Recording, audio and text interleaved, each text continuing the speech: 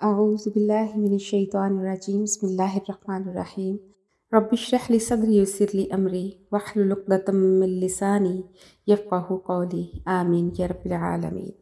آج کی پہلی آیت میں اللہ پاک نے شرک کے بارے میں بیان فرمایا کہ اللہ کے نزدیک شرک سے بڑا کوئی گناہ اور کوئی جرم نہیں ہے۔ اللہ تعالیٰ فرماتے ہیں ان اللہ بے شک اللہ لا یغفر نہیں بخشے گا ان یشرک بہ کہ شرک کیا جائے اس کے ساتھ، ویغفر اور وہ بخش دے گا ما دون ذالک اس کے علاوہ، لمن یشاء جو کچھ وہ چاہے، ومن یشرک باللہ اور جس نے شریک ٹھہرایا اللہ کے ساتھ، فقد افتری بس تحقیق اس نے بہتان باندھا، اسمًا عظیما بہت بڑے گناہ کا۔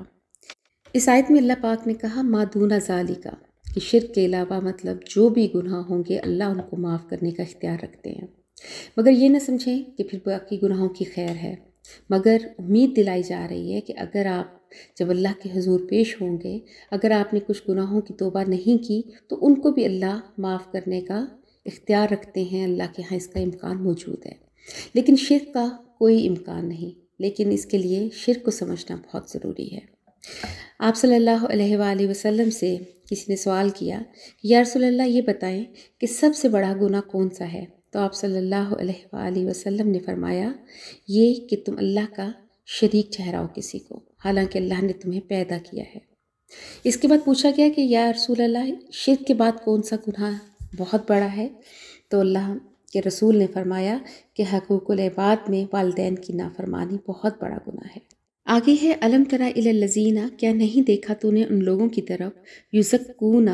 کہ جو پاکیزگی بیان کرتے ہیں انفسہم اپنی جانوں کے بارے میں۔ یہاں پر یہودیوں اور ان کے علماء کے طرف اشارہ کیا گیا ہے۔ عیسر التفسیر میں اس کی وضاحت یوں کی گئی ہے کہ ان لوگوں سے مراد علماء یہود و نصارہ ہیں کہ جب ان کو ان کی گناہوں کو چھوڑنے اور ایمان لانے کی ترغیب دی جاتی، دعوت دی جاتی، تو وہ یہ آگے سے کہتے جو سورہ مائدہ میں اللہ پاک نے فرمایا کہ نحن ابناء اللہ و احباء کہ ہم تو اللہ کے بیٹے ہیں اور اس کے پسندیدہ ہیں۔ اس طرح وہ اپنی پاکیزگی بیان کرتے، تو اللہ تعالیٰ فرماتے ہیں کہ بل اللہ یزکی بلکہ اللہ ہی پاک کرتا ہے من یشاء جس کو چاہتا ہے، ولا یظلمون فتیلا اور ان پر ظلم نہیں کیا جائے گا دھاگے برابر بھی۔ کہ پاکیزہ تو صرف وہ ہے کہ جو اپنے آپ کو گناہوں سے صاف رکھے، اسے اللہ نے پاکیزہ قرار دیا، لیکن اگر اپنے منہ سے کوئی کہتا پھرے تو اس بات کی کوئی اہمیت نہیں۔ فتیل عرب میں اس دھاگے کو کہتے ہیں کہ جو کھجور کی گٹلی کی نالی کے درمیان میں ہوتا ہے، اور عربی لوگ کسی چیز کی قلت کو بیان کرنے کے لیے بھی فتیل کا لفظ بولتے تھے، تو اس زمانے کے حساب سے انہی کی چیز سے اللہ تعالیٰ مثال دے کر سمجھا رہے ہیں۔ آگے فرمایا انظر کیفا دیکھ کہ کیسے یفترونا وہ افطرا باندھتے ہیں اللہ الکاذبا اللہ کے اوپر جھوٹ کا، یعنی کہ وہ کہتے ہیں کہ ہم اللہ کے بیٹے ہیں، اللہ کے پیارے ہیں۔ وکفا بہ اسمن اور کافی ہے اس کے ساتھ گناہ مبینہ ظاہر،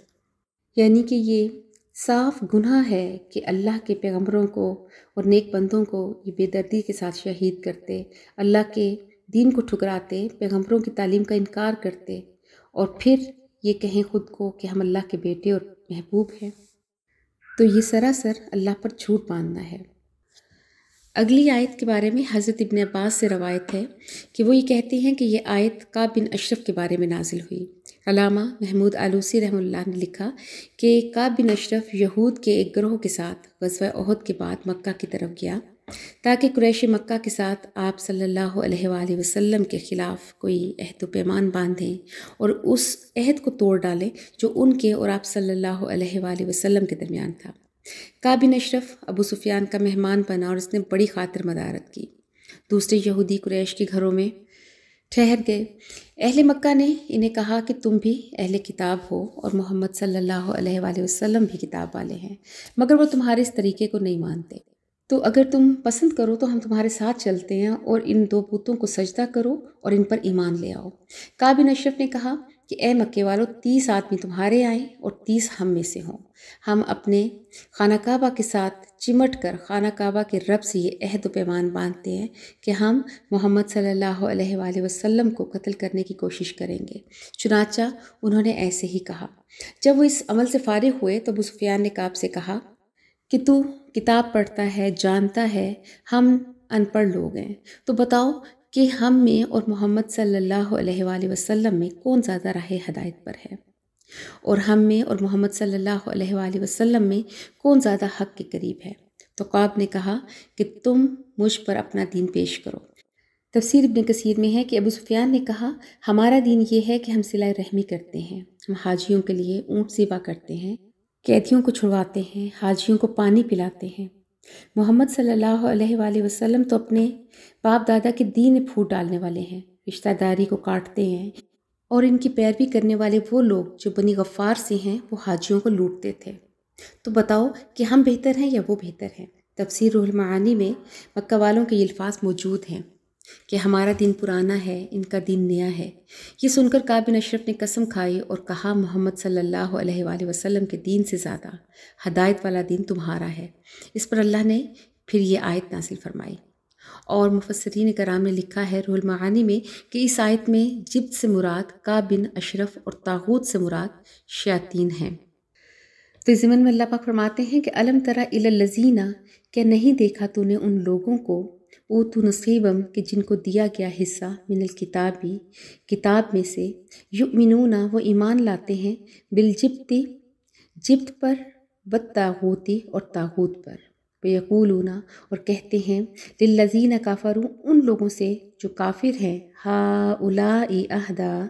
یہ کافر زیادہ ہدایت والے ہیں، من الذین آمنوا ان لوگوں سے جو ایمان لائے، سبیلا اور راستے کے لحاظ سے۔ اولئک الذین یہ وہی لوگ ہیں لعنہم اللہ کہ جن پر اللہ نے لعنت فرمائی، اس لیے کہ معلوم ہونے کے باوجود وہ نبی پاک صلی اللہ علیہ وآلہ وسلم پر ایمان نہیں لاتے تھے۔ انہیں معلوم تھا کہ آپ سچے رسول ہیں، آپ کا پیغام سچا ہے، اور پھر بھی انہوں نے آپ صلی اللہ علیہ وآلہ وسلم کے دین کو جھوٹا کہا اور جھوٹوں کو سچا بنا دیا۔ تو فرمایا وَمَن یلعن اللہ اور وہ شخص کہ جس پر اللہ تعالیٰ لعنت کرے، فلن تجد لہ تو پس ہرگز نہیں پائے گا تو اس کے لیے نصیرا کوئی مددگار۔ ام لہم کیا ان کے لیے ہے نصیب من الملک حصہ بادشاہی میں سے، فاذا پس اس وقت کہ اگر ان کو بادشاہی میں سے کوئی حصہ مل بھی جائے تو لا یؤتون الناس تو نہیں دیں گے لوگوں کو نقیرا ذرہ برابر بھی۔ ام یحسدون الناس کیا یہ حسد کرتے ہیں لوگوں کے ساتھ، علی ما آتاہم اللہ اس چیز پر جو دیا ان کو اللہ نے من فضلہ اپنے فضل سے۔ اس میں بھی یہودیوں کی طرف اشارہ ہے، کیونکہ یہودی بہت سی باتوں کی وجہ سے مسلمانوں سے اور آخری نبی سے، اس کی امت سے بہت زیادہ حسد رکھتے تھے۔ یہاں پر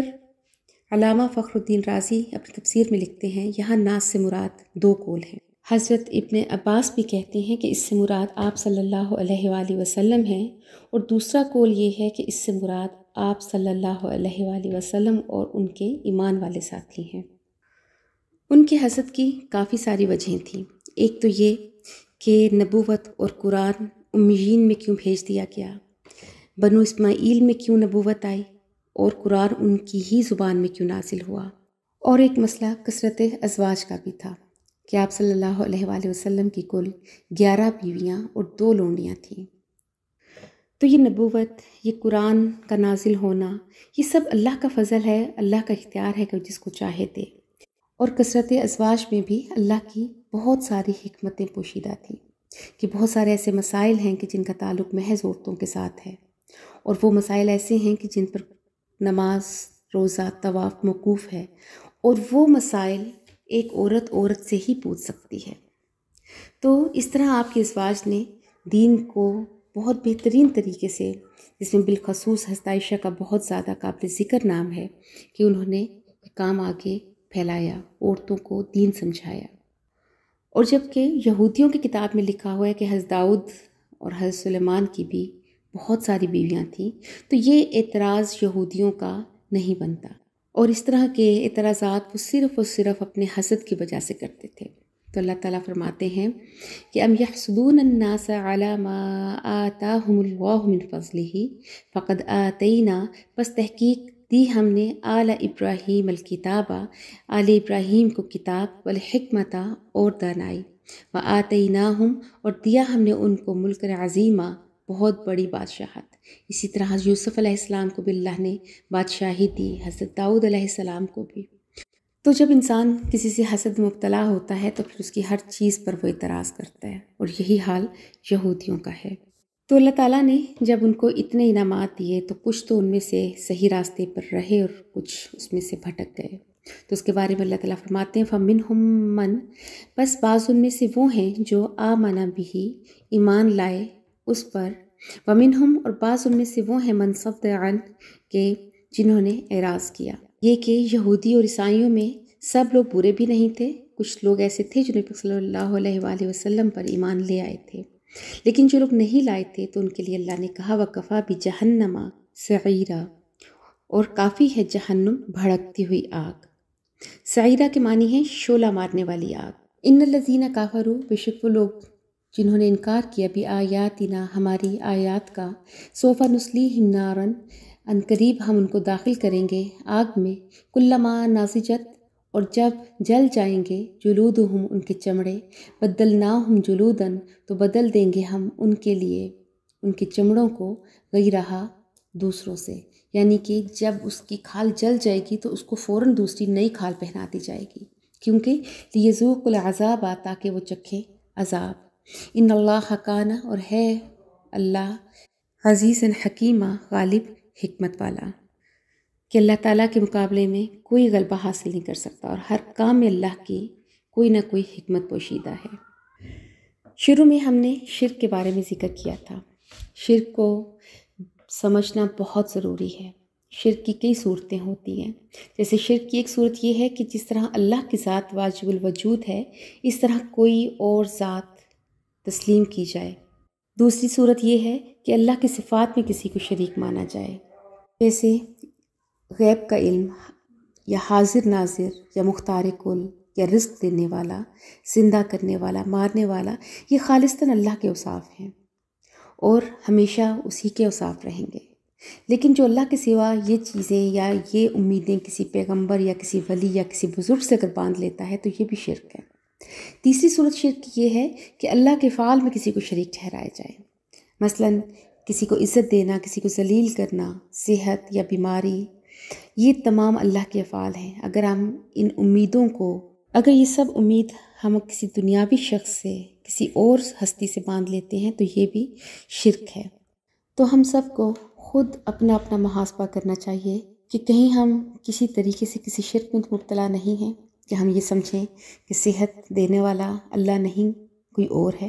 ہمیں کوئی شخص ذلیل کر سکتا ہے یا عزت دے سکتا ہے، یا کوئی شخص ہماری حاجت کو پوری کر سکتا ہے اللہ کے علاوہ۔